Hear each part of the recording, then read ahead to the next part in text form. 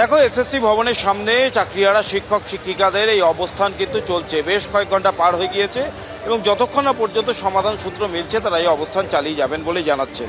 এবং এখানে যারা অবস্থান করছেন তাদের মধ্যে বহু ওরম শিক্ষক শিক্ষিকা রয়েছে এবং প্রত্যেকেরই কিন্তু একটা বেদনাদায়ক কাহিনী রয়েছে। এই মুহূর্তে আমাদের সঙ্গে একটি দম্পতি রয়েছে, আগরপাড়ার একজন দম্পতি।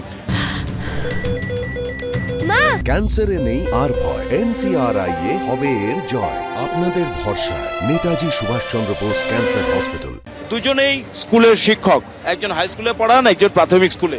স্বামী যিনি ডাক্তার দেবাশিস বাবু, তিনি এই প্যানেলের অন্তর্ভুক্ত, তিনি চাকরি হারিয়েছেন, কিন্তু তার স্ত্রী তিনিও শিক্ষিকা। এখন তিনিও আতঙ্কে ভুগছেন যে 2017 প্রাথমিকের যে প্যানেলের তিনি অন্তর্ভুক্ত সেই প্যানেলও আবার বাতিল হয়ে যাবে না তো? এই আতঙ্ক কেন? এই আতঙ্ক তার পরিস্থিতি দেখে, কারণ যেদিন আমাদের রায় ছিল তার আগের দিন পর্যন্ত তাকে আমি বলছি না যোগ্য অযোগ্য একসাথে রায় কখনোই একভাবে হয় না, সবার বাতিল হবে না, নিশ্চয়ই যোগ্য অযোগ্য আলাদা থাকবে। সুপ্রিম কোর্টের ওপরও আমাদের সেই বিশ্বাস ছিল, কিন্তু পরের দিন 10:30টার সময় সেই বিশ্বাস আমাদের ভেঙে যায়।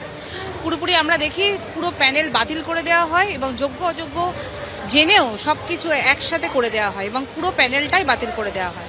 এবার আমরা এসএসসির ওপরও ভরসা রাখতে পারছি না, কারণ তারা সেই অনিশ্চয়তা কাটবে কিনা, উদ্বেগের অবসান হবে কিনা, বৈঠকে নজর সকলের। জ্বর তো কাটতেই হবে, জ্বর তো কাটতেই হবে, ঠিক আছে।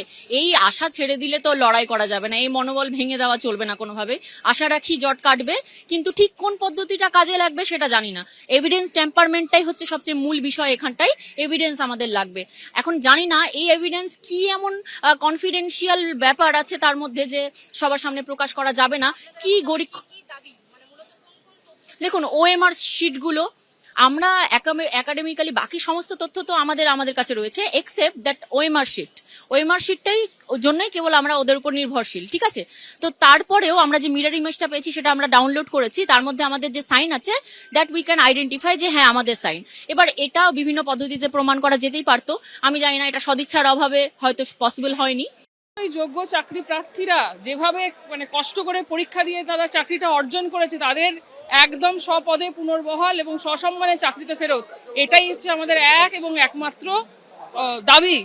এবং এটা যেন একদম স্বচ্ছভাবে সঠিকভাবে আমরা এই বিচারটা পাই, এটাই একমাত্র দাবি। আমাদের এখন জীবন জীবিকার রাস্তায়, তো আমাদের তো রাস্তায় নামতেই হবে, নিজের অধিকার বুঝে নেওয়ার জন্য তো রাস্তায় নামতেই হবে।